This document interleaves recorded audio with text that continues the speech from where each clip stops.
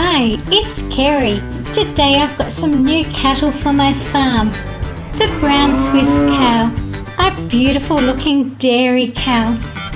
They are claimed to be the second highest milk producers and come from the alpine pastures of Switzerland. Brown Swiss cattle are well suited to mountainous and rough terrain. Their ancestors roamed freely along the Alps. I've also got some new pigs coming up soon. The brown Swiss bull. They're quite an ancient breed, with some historians reporting that their origins may go back as far as 4000 BC, so that's 6,000 years ago. These cattle are naturally strong and have sturdy hooves and legs.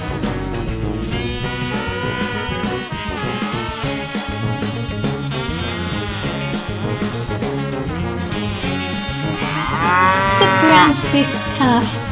I really like their long, large and fluffy ears. Their hooves are usually black and so is their muzzle. It looks like I've got twins.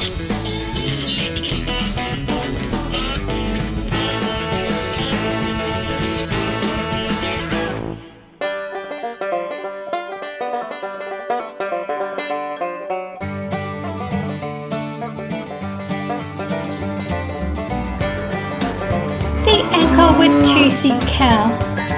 It's a modern American breed of domestic cattle. It came from the Ankole group of Sangha cattle breeds from Central Africa. It is characterized by very large horns. They originated from the Nile Valley in 4000 BC. They were originally imported from Africa by European zoos during the late 19th and early 20th centuries.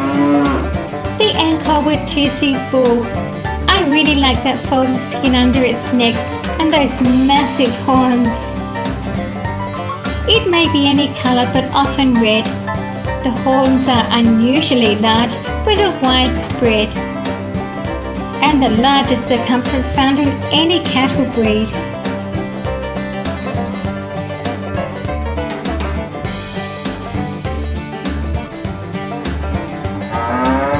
The Ankole-Watusi calf. They're quite a robust little calf. An international registry was set up in 1983 and then in 1989 a breed standard.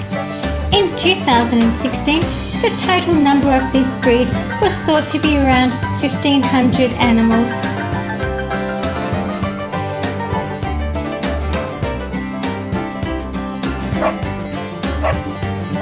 Sam, my border collie.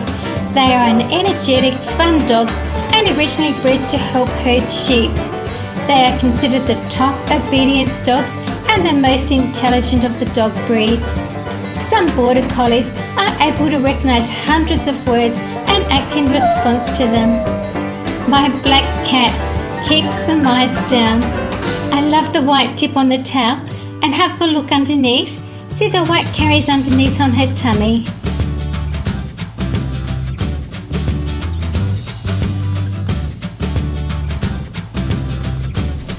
My grey cat, quite often found sleeping.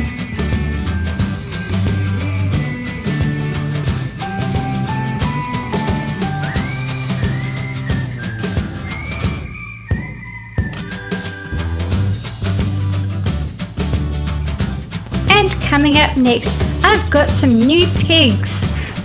The Berkshire Sow. These pigs are small pigs with stubby snouts, short legs and upright ears. The pigs are covered in fine black hair but have pink skin underneath. There are white spots on their feet, tail, nose and tips of the ears. The sows are good mothers and have around 9 to 11 piglets per litter. The Hampshire Sow. This is a good-tempered breed and is distinguished by its erect ears, black body with a whitish-pinkish band around the middle and covering the front legs. They are bred for their meat. The sows make good caring mothers.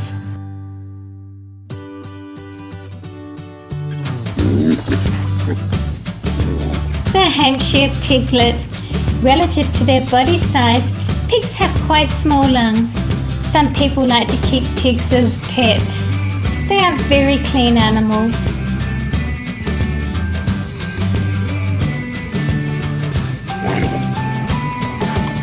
The classic pig sow. Feet are called trotters. Pigs have 4 toes on each hoof, but only walk on 2 toes per foot.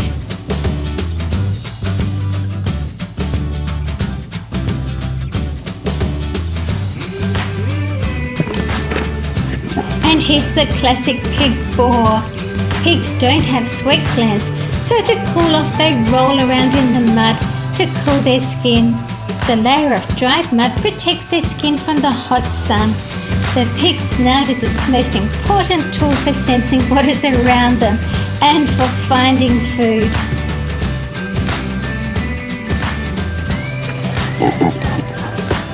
And here's their baby piglet.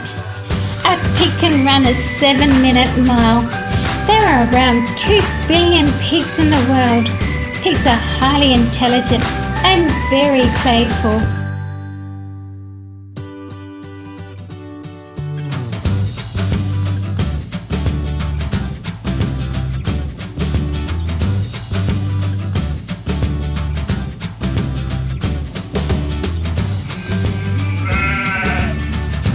The black-faced sheep originated from Suffolk in England. It's an animal which has a thick coat of fleece on its body. Sheep have hoofs that are divided into 2 toes. They do well in wet conditions with their hard black feet. They have a gland between their toes. They produce wool for tweeds, carpets and mattresses. And here's the black-faced ram. I really like those curved horns. It's a hardy old breed, most likely from near the border of Scotland and England. They have been exported to the United States, Italy and Argentina. If you look carefully, you can see that their wool is quite coarse, so that's why it's not used for fine knitwear. And the little black-faced lamb, so cute.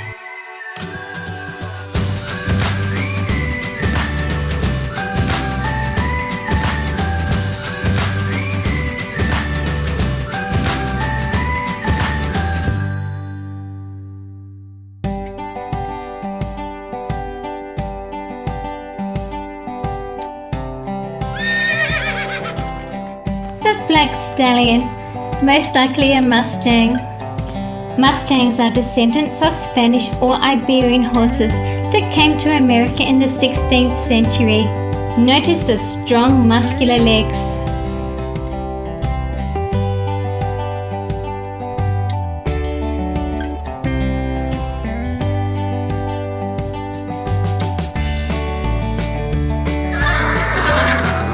The Appaloosa mare. It's known for its spotted patterning. The spotted horses arrived in America with the Spaniards in the 16th century and they eventually reached Northern America. They were developed by an Indian tribe. The Appaloosa are Native American horses. Their most defining feature is their spotted coat. The Appaloosa stallion. Their spotted coat can be in 5 precise patterns: blanket, snowflake, leopard, marble and frost. To me they look like they've been sprinkled with icing sugar.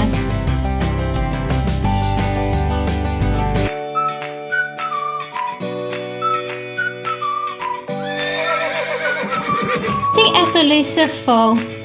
Within 1 to 2 hours of birth, a foal is able to stand up and walk. They are fully grown by 3 or 4 years of age.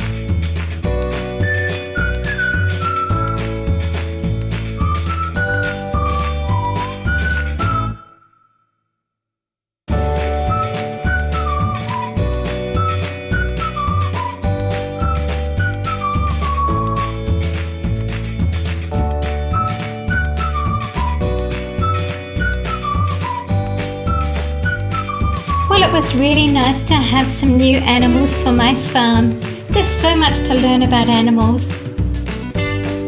Coming up next, is a fun race between some of the animals, and then the piglets get to play on some new toys that have been built for them by one of the farm workers.